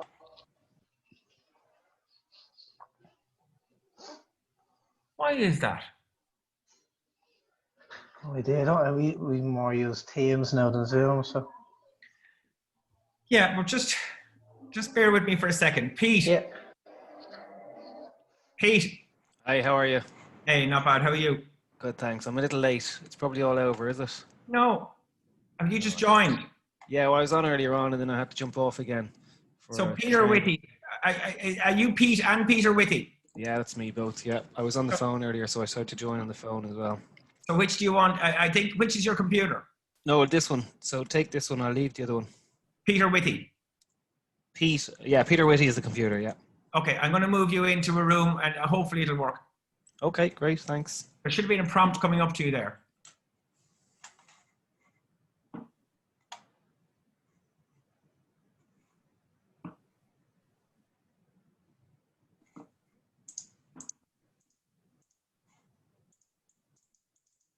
Peter? Yeah, no, I don't see any prompt. Do you know the way it should come up? I'm not sure now. So say to you, it should come up.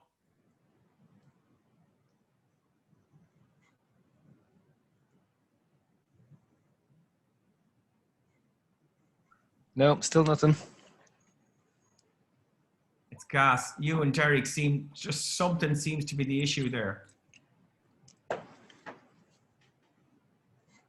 There's a thing at the bottom, say raise hand, yes, no, go slower, go faster. No, that's not it. I wonder if we dropped out and then try to get back in then. Let me just quickly see one last time for you, Derek, right? Yeah. You're going into room 1. Okay. No. Derek, I think you're right. Drop out and come back in. Yeah, okay. And Simon, sorry, Pete, you do the same, will you? Yeah, I will, yeah.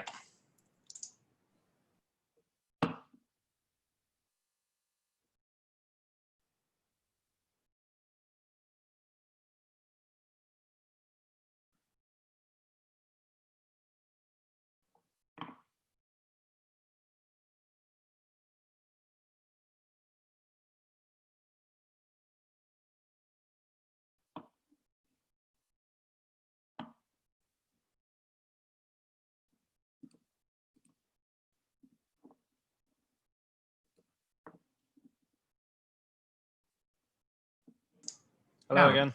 Derek. Is that Peter or Derek? This is Peter here. Okay, Peter, I'll try you first, right? Yeah. Room 13, you should be gone. Yeah. Okay.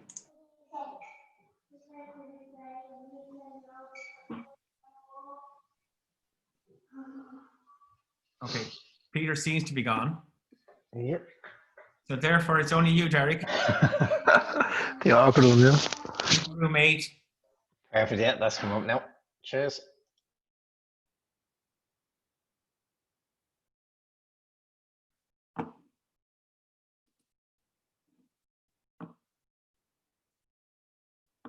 Simon?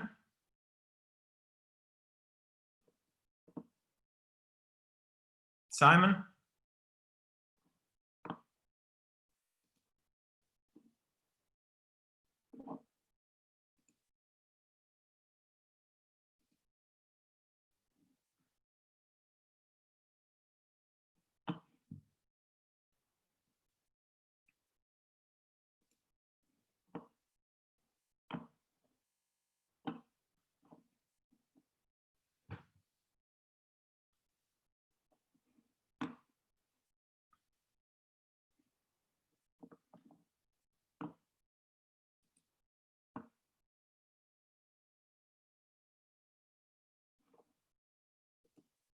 So Suraj. Suraj. Yeah. Hi, Fergal. Hey, no problem. I'm going to send you into a room. Okay. I'll put you into room 1, Suraj. Yeah, that's okay. Cheers. Now, just a message should pop up for you to accept. Okay. Yeah?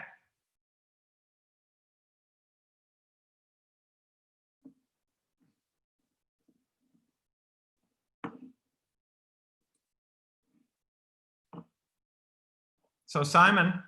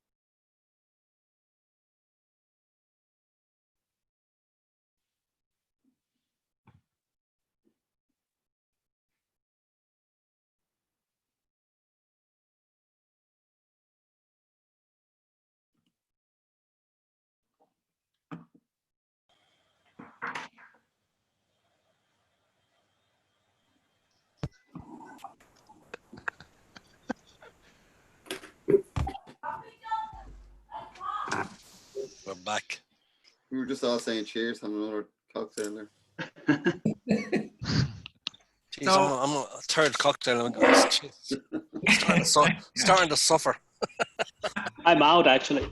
I might have just make the other batch.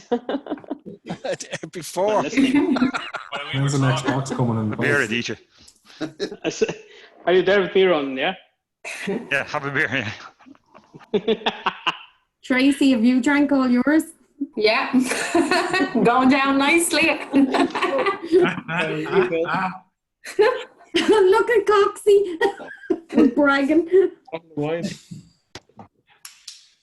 Okay, guys. Creativity now.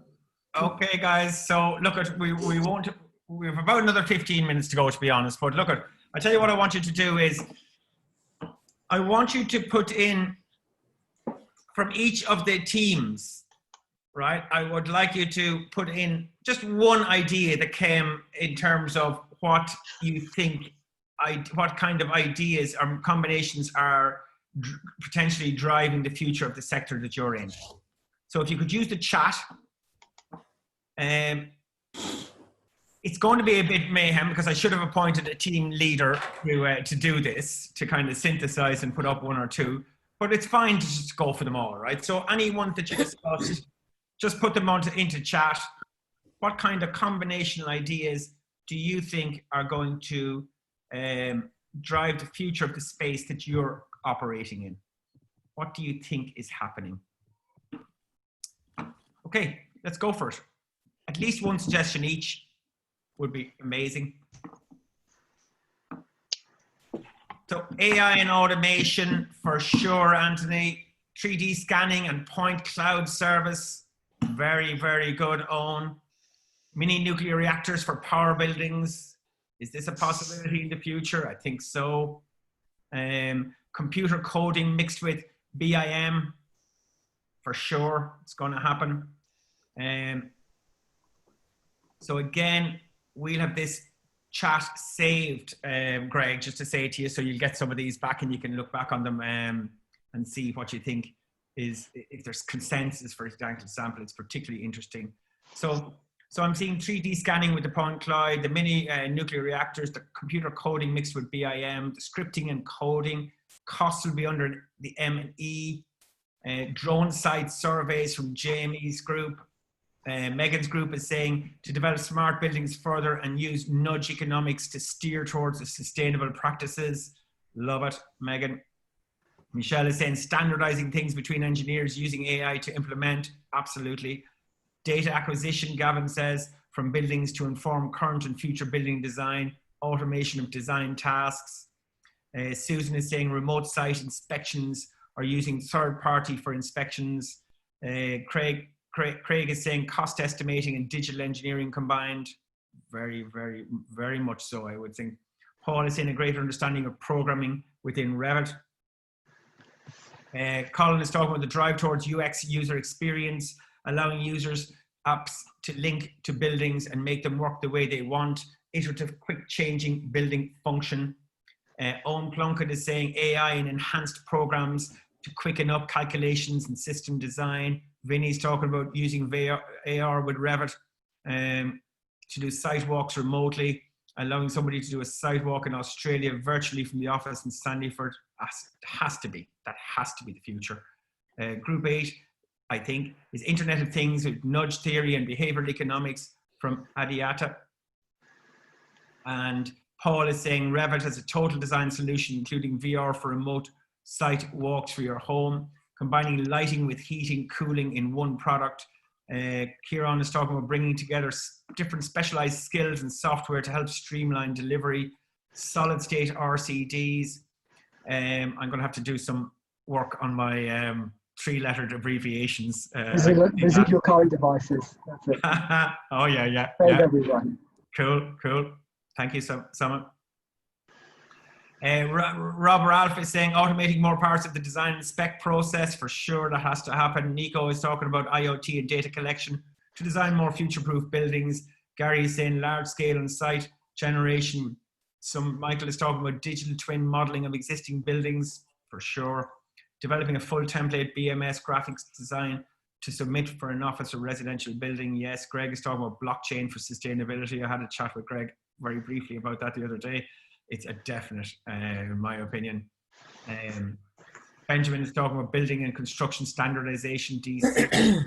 Colin is talking about dying away of fossil fuels and new technologies coming in like nuclear, wind, etc. Design and contract traceability being combined together. Remote site walks, combinational thinking at best there. Michelle is talking about automated document management systems to reduce all these emails that we're overburdened with.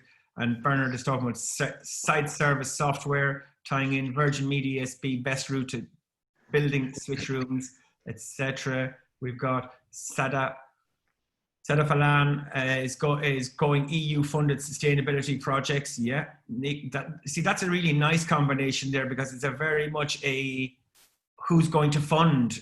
It's mixing the finance with the project, which I really like that. Just the way of thinking around the combination.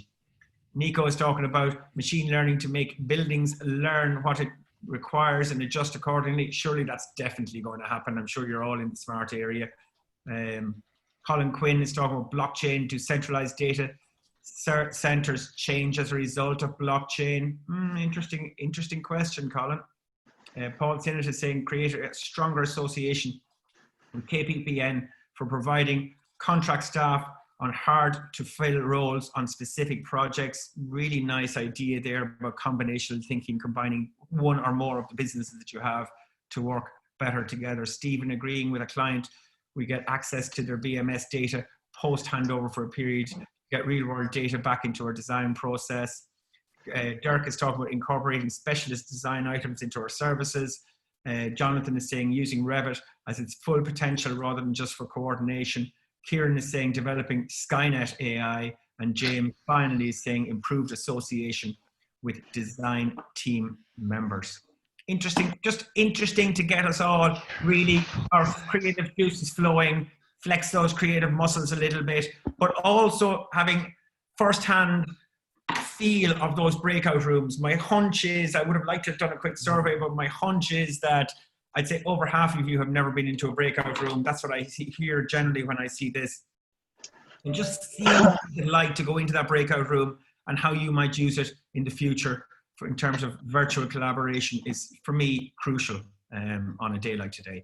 So let's just quickly finish up. I've got one last little game for you in a second. And so it's interesting that some of those ideas that you have, you might think, oh, that's already out there or whatever. I hate people who say that. It's a complete, to me, it's an innovation killer. Oh, that's already out there. But I didn't know it was out there when I said it, or else I might mean it in a slightly different context. That's fine.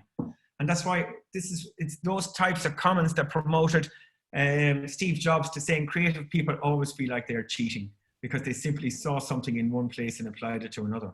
But it ain't cheating, guys. It's called good business. That's what it is. So I'm going to finish off before we launch the competition with a quick crazy combinations challenge. It's crazy because it's called crazy combinations because it is crazy. And here it goes. I've taken it straight off my page on the website where it's just too difficult to share it off the website. I might do a different game with you the next day off the website, but I didn't want things to go wrong today, to be honest with you. So here's what you got to do. You got to combine one of these everyday objects here. Right, so we go for our pen. Again, that's what you should be doing when you're sharing screen quite a lot, is use the pen function. These are the everyday objects, everything from a car to a tap to a rubbish bin to electric light bulb, etc., etc., etc., etc., etc. And here's your emerging technologies that I've confined you to or constrained you to. And your challenge is to combine one everyday object with one emerging technology to make a totally new product or service. You may choose to be inspired by the object or use the actual object itself. In other words, for example, you know, the fire there, you could also say it's snow because you're inspired by the fire to think about the opposite thing. Or, for example, a frog hops. So it might be something around hopping from maybe site to site to site.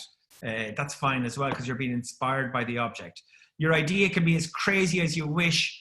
Ideally, if it was lunacy, it's great. We get a laugh out of it and we just get the juices flowing. So you don't need to use the drop downs because that's taken straight from my site. So all you're going to do is I'm going to give you about a minute or a minute and a half. I'll say a minute and a half. We're not under too much time pressure, although I do appreciate that you have stuff to do. So what I'm going to do is I'm going to give you, I'm going to give you 1.5 minutes in total silence. And all you got to do is mix one of these with one of these to produce something, right? It doesn't have to be possible. It could be a complete what if idea that, you know, it's not possible now, but it might be in the future. Or it could be a grounded idea that just makes sense or whatever. Don't get too hung up on it. And then we're going to put them into the chat box at the very end. Okay, so your 1.5 minutes, while I get my timer stopped, 1.5 minutes starts now.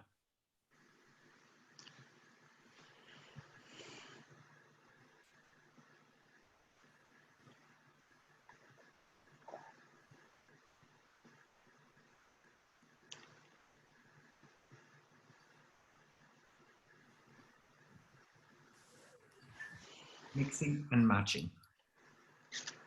Combining and associating. Crazy combinations.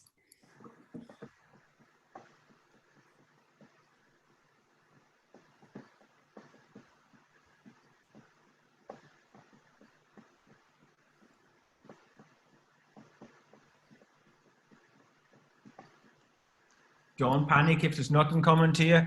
There's still a minute left.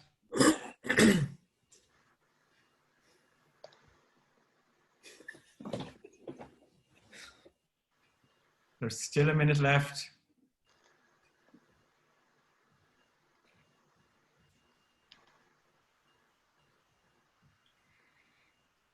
Give yourself a laugh. Put on the craziest thing you can think of, but that makes somewhat sense. You got 30 seconds left, guys.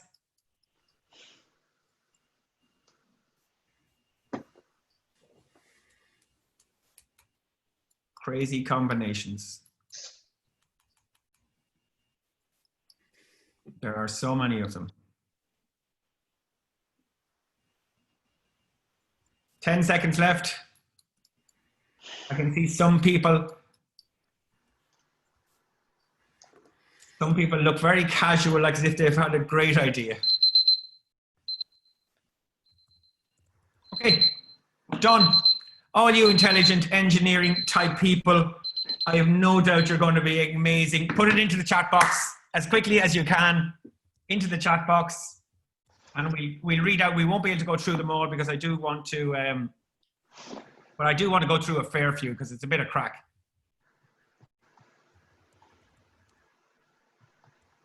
So keep them going in for a second.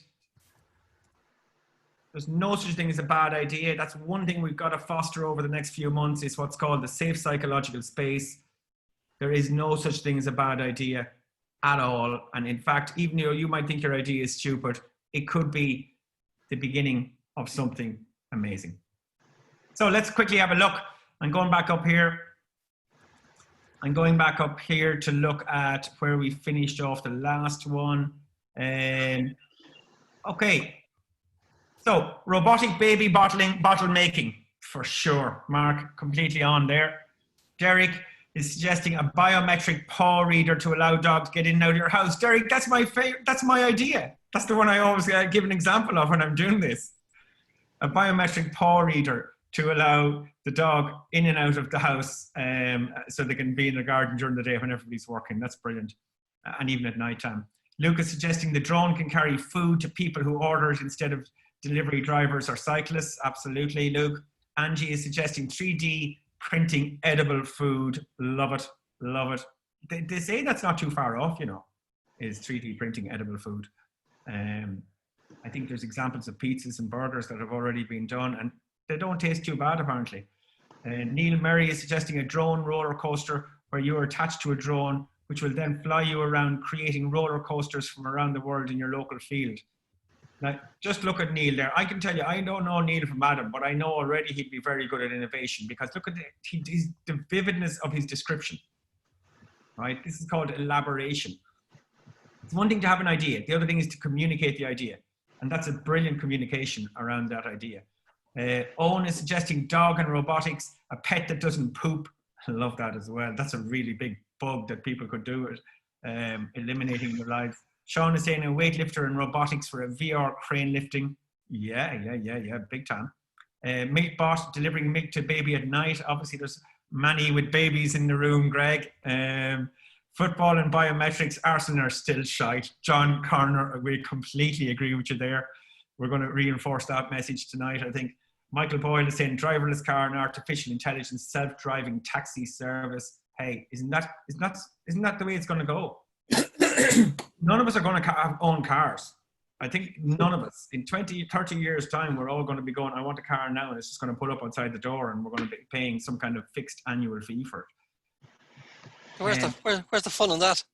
Where is the fun in that? Well, at least you can be having, you can be on your you can be on your video conferencing on your way to work. Sadafalum, cut off water and editing to save the environment. James, as AIs in football as a training tool for coaching sports, big time. Yeah. Apple powered robots from Kieran. Very good. Natasha's talking about musical drones. Yeah, for sure. Blood alcohol meter that orders an Uber automatically and sends messages to the family at work. That's a nice one, Adita. Benjamin is a random gene editing. Love that as well. Guitar with mixed reality so you can play a concert at home. The word and the drone, we can see everything from anywhere. Good one there from Michelle. Dirk is saying mixing taps and utilities with voice command feedback for updates on usage and wasted use. I think that is something I'd never thought of before, but that is probably on its way. Suraj is suggesting a drone with a shopping trolley. Yeah, for sure. Ronan is saying a car that recognizes its users by its fingertips on door handles and adjusts the seat, mirrors, radio station, and drive mode to suit. Wow, it's a really good idea as well. Bernard is a flying casino. Bernard, are you the one that was practicing gambling or something sure earlier on as well when I was asking about the hobby or interest? Could have been, yeah. Are you a bit obsessed at the moment? Porrick is suggesting 3D printed car parts and 3D printed drugs and virtual shopping. We have sites visits by drones. We've got Ultimate PlayStation where you control the actual matches with your voice. 3D printing of building materials from Scott. And Paul is saying using blockchain tech for voting in elections. Greg, is that possible in the future? Could blockchain be used for voting to validate the voting? Without a shadow of a doubt, definitely, yeah. Jeez. I'd say be more realistic than what happens at the moment. Very interesting suggestion, Paul. John Cox, water and AI. Yeah, around water usage. Clock and real time plus robotics. Very much so. Pencil and 3D printing. Contractors things should be able to do 3D print or BIM design anyway. Tap and a voice, somebody else has that. Creating new fuels using collaborative tech. Wow, interesting. Drone balloon, soccer, again, 3D printing cocktails. Yeah, for sure. Gene editing to etc. Half drone, half dog. Mixed reality dating agency for flamenco dancers. Andrew, what are you thinking about at the moment? I'm only messing. I'll fall out with people here, Greg, yeah. Paul Farley is saying, bring back the robotic dancing into nightclubs. Jesus, the two lads are thinking very similar, aren't they? One after the other. It seems like as if they set them up. Drone footage of football matches, yeah, from Owen. Jebby is a car plus a house plus brain plus laptop plus lock to combine them together with artificial intelligence. Very good. Greg is a Alexa-type advisor or mentor for trainee engineers working remotely. Interesting. Megan is talking about 3D printing some components of airplanes to contribute to lighter aircraft, possibly cheaper to manufacture eventually, for sure. I think all that manufacturing process is going to be 3D printing in the future. Michelle Perry is, Greg can do what we call him, Eddie. I'm Craig, can we call him Eddie? Not 100% sure there. And Craig is Robotic Premier League, no more diving and VAR, etc., etc. And we're almost at an end. Paul is suggesting a voice and product activated shopping trolley. Robotic football's refs, football refs, no more penos for the Manx. I love it. Aaron is saying voice activated couch, beer work automatically done. I like that one too. Larissa is suggesting a tree plus a voice is music for watering time. Very good. And AI to predict, Summit Zarna is suggesting AI to predict weather better and therefore resource requirements months and years in the future. Brilliant stuff, guys. Love it. Let's quickly finish. We're almost there. That was crazy combinations. It's a bit of crack. And again, it gets our juices flowing. And I got to turn off my pen. And okay, just a couple of words to finish. It's not only about ideas, it's also about people and what we do know, and there's increasingly evidence to suggest, and I will share with you over time, that diverse cross-functional and cross-organization collaboration is a massive catalyst for associational and combinational thinking. We know that it's when we look at the interlocking nature of disciplines and fields that the best ideas come from. So increasingly, you're going to be coming up and innovating in groups with people outside of the direct space that you're working in, with people with different mindsets, with people with different perspectives and different pasts and different interests. And you're going to see a massive benefit of working with those kind of people, rather than typically what you might work with, which is people who are most similar to yourself. And there's a lot of evidence to suggest this is the case. I found this experiment this morning, which I thought was really interesting. And this experiment is a group of subjects were first taught how to use a range of tools in their conventional ways, like pliers to grip, paper clips to hold. They were then presented with problems they could only solve by using the tools in an unconventional way. They were only able to solve 11% of the problems unconventionally. The second group were given no instruction on how to use the tools and presented with the same problems. They enjoyed 97% success. And I pulled that out there this morning for a simple reason, that I wanted to say to you that very often mixing and matching your ideas and your thoughts with people who are not particularly expert in that particular silo that you might be an expert in can very often come up with the best ideas. You probably know about this. You know, Charles Darwin, who sailed to the Galapagos Islands in HM Beagle. He actually went over there on a geology trip. And when he was bringing back all the stuff, all the different rocks and all the stuff he was bringing back to do his geology study back to the UK, he brought back a couple of cagefuls of birds, and one cage was full of finches and the other one was full of mockingbirds. And he picked one up in each of the 13 key islands that he'd been into in the Galapagos Islands. But he looked at them all and he brought them back to a bird expert called Gould in the UK at the time, in Britain. And he just gave him the cage and he said, look, here's a load of different birds, don't even know what they are. He says, I just picked up one from each of the different islands. And Gould got in contact with him 2 weeks later and he said, you won't believe it. He says, they are all finches. And he said, they couldn't be finches. He says, they've all got different beaks, they've got different looks, they've got different eating habits. He says, they couldn't be all the same. And he says, they are the same. And Darwin said to him, why do you think that is? And Gould said, I have absolutely no idea, he said. And Darwin went back and thought about it. And Darwin knew nothing about birds, nothing. And he went back to Gould a couple of weeks later and he said, is there any possibility that these birds have adapted to the unique environments in each of the different islands in the Galapagos? And as soon as Gould heard it, he went, for sure, that's what's happening. But he'd never thought about it. And so obviously became the theory of evolution, the single most important theory in the history of science. But it's so interesting that Darwin came from that with a completely fresh mind. He wasn't the bird expert. and the bird expert couldn't explain it himself. And what that story tells me very clearly is that that's what we need to be doing, guys, is mixing and matching people with different perspectives, with different backgrounds, in different fields, in different disciplines, in different expertise, and different passions. So I grabbed this quote that I thought you might be interested in. When you step into an intersection of fields, disciplines, or cultures, you can combine existing concepts into a large number of extraordinary ideas. And that's taken from Franz Johansson's The Medici Effect. When you step into an intersection of fields, disciplines, or cultures, you can combine existing concepts into a large number of extraordinary ideas. Like, everybody was involved in the back.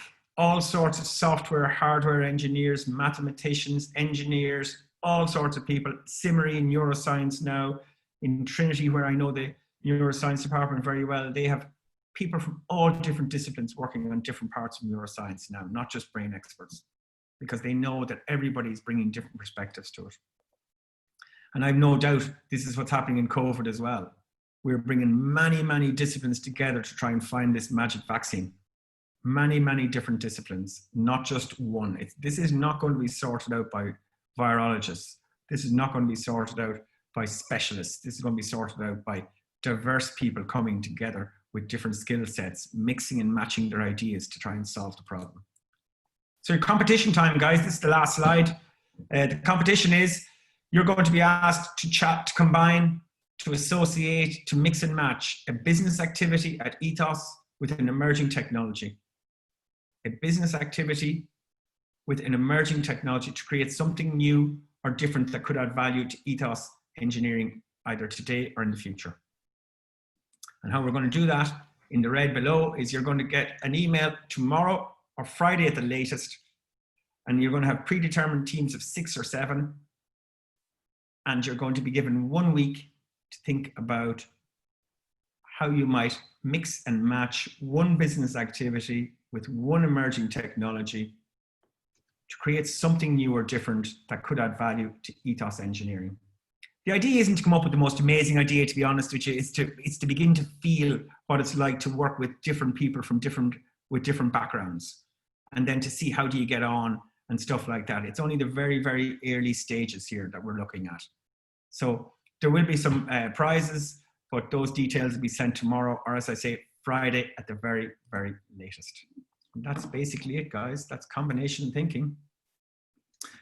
Apologies, you're running 10 minutes late. I know many of you have other priorities than thinking too much about combination thinking, but that's, you know, it's a kind of a launching pad that's accessible to everybody. It's a little bit of fun.